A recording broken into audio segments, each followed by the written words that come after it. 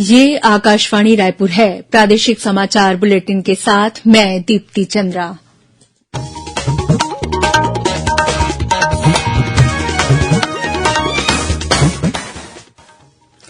और अब पेश है आज के मुख्य समाचार। संसद का शीतकालीन सत्र कल से शुरू होगा। 29 दिसंबर तक चलने वाले इस सत्र में 17 बैठकें होंगी। मनी लॉन्ड्रिंग और कोयला घोटाले मामले में गिरफ्तार आईएएस समीर बिश्नोई और 3 कारोबारियों की न्यायिक रिमांड अवधि 4 दिन के लिए बढ़ाई गई। वहीं विशेष अदालत ने मुख्यमंत्री की उपसचिव सौम्या चौरसिया की ईडी रिमांड अवधि भी 10 दिसंबर तक के लिए बढ़ा दी है। मुख्यमंत्री ने भेंट मुलाकात कार्यक्रम के दौरान देवभोग को नगर पंचायत बनाने की घोषणा करने के साथ ही वहां रूरल इंडस्ट्रियल पार्क का भूमि पूजन किया। और राष्ट्र आज भारत रत्न डॉ भीमराव अंबेडकर के 67वें महापरिनिर्वाण दिवस पर उन्हें श्रद्धांजलि दे रहा है। अब समाचार विस्तार से। संसद का शीतकालीन सत्र कल से शुरू होगा। यह सत्र 29 दिसंबर तक चलेगा और इस दौरान 23 दिनों में कुल 17 बैठकें होंगी। इससे पहले आज नई दिल्ली में सर्वदलीय बैठक हुई। रक्षा मंत्री राजनाथ सिंह, संसदीय कार्य मंत्री प्रहलाद जोशी, संसदीय कार्य राज्य मंत्री अर्जुन राम मेघवाल और विभिन्न राजनीतिक दलों के नेताओं ने बैठक में भाग लिया।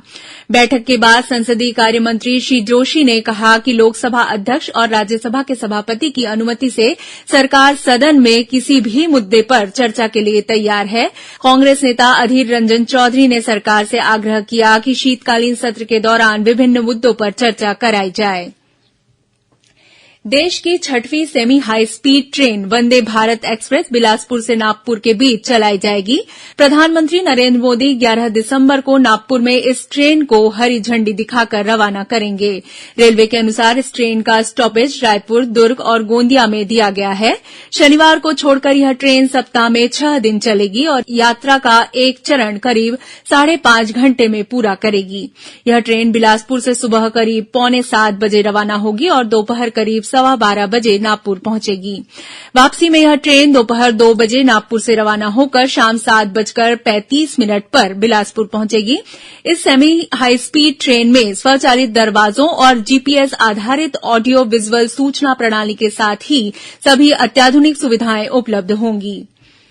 मनी लॉन्ड्रिंग और कोयला घोटाले मामले में गिरफ्तार निलंबित आईएएस समीर बिश्नोई और 3 कारोबारी सूर्यकांत तिवारी, लक्ष्मीकांत तिवारी तथा सुनील अग्रवाल की न्यायिक रिमांड 10 दिसंबर तक के लिए बढ़ा दी गई है। इन चारों आरोपियों को आज रायपुर में विशेष न्यायाधीश अजय सिंह राजपूत की अदालत में पेश किया गया। इनकी अगली पेशी अब 10 दिसंबर को होगी और इस दिन प्रवर्तन निदेशालय ईडी चालान पेश करेगी। वहीं ईडी ने आज मुख्यमंत्री की उपसचिव सौम्या चौरसिया को भी विशेष न्यायालय में पेश किया, जहां सुनवाई के बाद विशेष अदालत ने सौम्या चौरसिया की ईडी रिमांड अवधि 10 दिसंबर तक के लिए बढ़ा दी है। भेंट मुलाकात कार्यक्रम के दौरान मुख्यमंत्री भूपेश बघेल ने आज गरियाबंद जिले के सुदूर वनांचल क्षेत्र देवभोग में ग्रामीण अर्थव्यवस्था को और बेहतर बनाने के लिए वनोपज पर आधारित इक्विबेशन सेंटर और रूरल इंडस्ट्रियल पार्क का भूमि पूजन किया। श्री बघेल ने कहा कि इस पार्क में दुग्ध प्रसंस्करण संयंत्र की स्थापना की जाएगी। भेंट मुलाकात के दौरान मुख्यमंत्री ने देवभोग को नगर पंचायत, झाखरपारा को उप तहसील बनाने और सीनापाली में जिला सहकारी ग्रामीण बैंक की शाखा खोलने के साथ ही कई अन्य घोषणाएं भी की।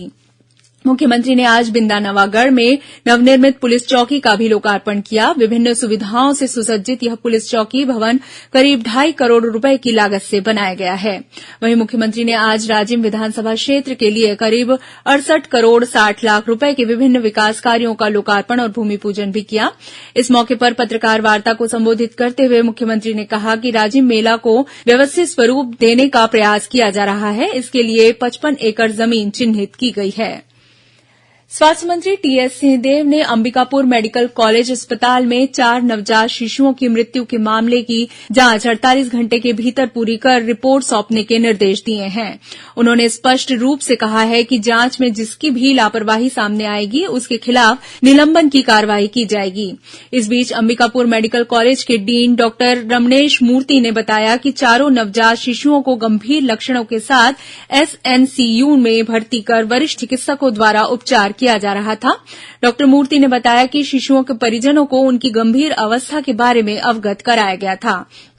उन्होंने बताया कि परसों रात करीब 1 बजे अस्पताल में बिजली व्यवस्था बाधित हुई, लेकिन 1 घंटे के भीतर ही पैनल में आई खराबी दूर कर ली गई। इस दौरान वेंटिलेटर लगातार जारी रहा। वैकल्पिक व्यवस्था में डीजी और यूपीएस कार्य कर रहे थे। डॉक्टर मूर्ति ने स्पष्ट किया कि शिशुओं की मृत्यु अलग अलग गंभीर बीमारियों के कारण हुई है और विद्युत अवरोध से उसका कोई संबंध नहीं है। पूर्व केंद्रीय मंत्री और अखिल भारतीय कांग्रेस कमेटी की महासचिव कुमारी शैलजा छत्तीसगढ़ कांग्रेस की नई प्रभारी बनाई गई हैं। अब तक यह जिम्मेदारी पीएल पुनिया के पास थी। श्री पुनिया वर्ष 2017 से छत्तीसगढ़ प्रभारी थे। छत्तीसगढ़ की नवनियुक्त कांग्रेस प्रभारी सुश्री शैलजा हिमाचल प्रदेश से हैं।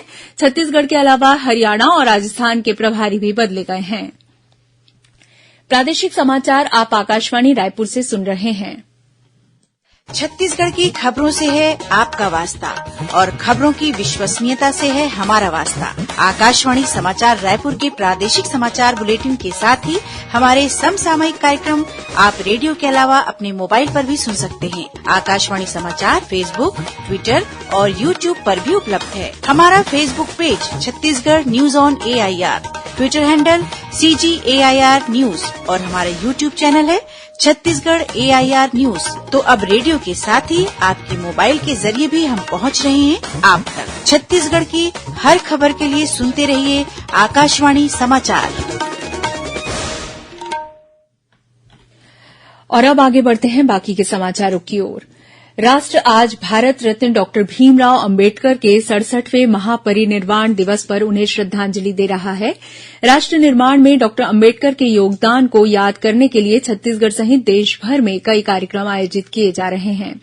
राष्ट्रपति द्रौपदी मुर्मू, उपराष्ट्रपति जगदीप धनखड़ और प्रधानमंत्री नरेंद्र मोदी ने आज सुबह नई दिल्ली के संसद भवन परिसर में बाबा साहेब को श्रद्धांजलि अर्पित की।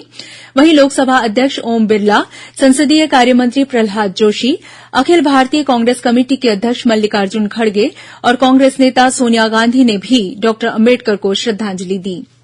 वहीं रायपुर के अंबेडकर चौक में आयोजित कार्यक्रम में महापौर एजाज ढेबर सहित अन्य जनप्रतिनिधियों ने बाबा साहेब अंबेडकर की प्रतिमा पर माल्यार्पण कर उन्हें श्रद्धांजलि अर्पित की। इसी तरह दक्षिण पूर्व मध्य रेलवे रायपुर मंडल द्वारा एक कार्यक्रम आयोजित कर डॉक्टर अंबेडकर को श्रद्धांजलि दी गई। इस अवसर पर अनुसूचित जाति और जनजाति अखिल भारतीय रेलवे कर्मचारी एसोसिएशन के सदस्य भी उपस्थित थे। स्वास्थ्य मंत्री टीएस सिंहदेव ने मितानिन पेटी से लेकर मेडिकल कॉलेजों तक पर्याप्त दवाई की उपलब्धता के लिए बेहतर आपूर्ति व्यवस्था को जरूरी बताया है। स्वास्थ्य मंत्री ने आज रायपुर में आयोजित राष्ट्रीय pharmaceutical and equipment manufacturers meet में दवा निर्माता कंपनियों और सप्लायरों के साथ दवाइयों की आपूर्ति में आ रही दिक्कतों के समाधान पर चर्चा की। 2 दिवसीय इस बैठक में दवा आपूर्ति के लिए जारी निविदा में कंपनियों की भागीदारी बढ़ाने, वर्तमान निविदा प्रक्रिया में सप्लायरों को आ रही समस्याओं तथा उनके समाधान, दवाओं के क्षेत्र में उपलब्ध नवीन तकनीकों और भविष्य की कार्ययोजना जैसे विषयों पर चर्चा की जा रही है। रायपुर में आयोजित किए जाने वाले मेगा रोजगार मेले में शामिल होने के लिए ऑनलाइन आवेदन करने की तिथि बढ़ा दी गई है। अब इसके लिए 10 दिसंबर तक ऑनलाइन आवेदन किया जा सकता है। मेले के आयोजन की तिथि अलग से घोषित की जाएगी। इस रोजगार मेले के माध्यम से निजी क्षेत्र के अलग अलग सेक्टरों में 46,000 से अधिक पदों के लिए 10वीं और 12वीं पास आवेदकों के साथ ही स्नातक तथा स्नातकोत्तर, GDA, होटल मैनेजमेंट तथा ITI, पॉलिटेक्निक, डिप्लोमा, BE और BTEC उत्तीर्ण योग्य आवेदकों की भर्ती की जाएगी। वहीं दुर्ग में चल रही अग्निवीर भर्ती रैली में आज 3,000 से अधिक युवा शामिल हुए। यह भर्ती रैली 13 दिसंबर तक चलेगी। ART और सैरोगेसी के जरिए दंपत्तियों को संतान सुख प्रदान करने वाली संस्थाओं को प्रदेश में अनुपालन नियमों के तहत पंजीकृत किया जा रहा है। ART एंड सैरोगेसी सह PCPNDT के संयुक्त संचालक डॉक्टर प्रशांत श्रीवास्तव ने बताया कि संस्थाएं अपने पंजीयन के लिए निर्धारित पोर्टल पर 15 दिसंबर तक आवेदन कर सकते हैं। पंजीयन के बिना कार्य करने वाली संस्थाओं को तत्काल बंद कराने के साथ ही इनके खिलाफ दंडात्मक कार्रवाई की जा सकती है। इन दिनों राज्य में ग्राम पंचायत स्तर पर रामायण मंडली प्रतियोगिताएं चल रही है। संस्कृति विभाग के सचिव ने जिला कलेक्टरों को पत्र भेजकर इस प्रतियोगिता का आयोजन सफलतापूर्वक करने के निर्देश दिए हैं। प्रतियोगिता में जूरी सदस्यों के रूप में स्थानीय जनप्रतिनिधि, मानस विशेषज्ञ, वरिष्ठ कलाकार और संगीत शिक्षकों को शामिल करने को कहा गया है। संस्कृति विभाग के अनुसार पहले चरण में ग्राम पंचायत स्तर पर यह स्पर्धा 15 दिसंबर तक आयोजित की जाएगी। इसके बाद यह प्रतियोगिता जनपद, जिला और राज्य स्तर पर आयोजित की जाएगी। राज्य स्तरीय प्रतियोगिता 16 से 18 फरवरी तक राजिम में होगी। और अब कुछ खबरें संक्षेप में। केंद्रीय शिक्षा मंत्री धर्मेंद्र प्रधान ने विद्यार्थियों से प्रधानमंत्री नरेंद्र मोदी के साथ परीक्षा पे चर्चा कार्यक्रम में शामिल होने की अपील की है। कार्यक्रम में भाग लेने के लिए 30 दिसंबर तक प्रविष्टियां भेजी जा सकती हैं। राज्यपाल सह कुलाध्यक्ष अनुसुईया उइके ने बनारस हिन्दू विश्वविद्यालय के हिन्दी विभाग के प्रोफेसर सदानंद शाही को भिलाई के जुनवानी स्थित शंकराचार्य प्रोफेशनल यूनिवर्सिटी का कुलपति नियुक्त किया है। दक्षिण पूर्व मध्य रेलवे के रायपुर मंडल से चलने वाली रायपुर विशाखापट्टनम और रायपुर जूनागढ़ पैसेंजर स्पेशल ट्रेनों का परिचालन एक बार फिर से शुरू किया जा रहा है। यात्रियों की मांग को देखते हुए दोनों ट्रेनें कल से चलाई जाएंगी। ठंड बढ़ने की वजह से गौरेला, पेंड्रा, मरवाही जिले में स्कूलों के समय में बदलाव किया गया है। पहली पाली में लगने वाली कक्षाएं अब सुबह 8:45 बजे से लगेंगी। शहीद वीरनारायण सिंह स्मृति राज्य स्तरीय चित्रकला प्रतियोगिता का आयोजन 10 से 12 दिसंबर तक किया जाएगा। इसमें शामिल होने के लिए 9 दिसंबर तक प्रविष्टियां आमंत्रित की गई हैं। रतनपुर के महामाया मंदिर परिसर में राज्य स्तरीय गीता जयंती समारोह आयोजित किया गया। समारोह में छत्तीसगढ़ संस्कृत विद्यामंडलम के अध्यक्ष डॉ सुरेश शर्मा ने कहा कि गीता में मानव जाति के सभी धर्मों और कर्मों का उल्लेख किया गया है।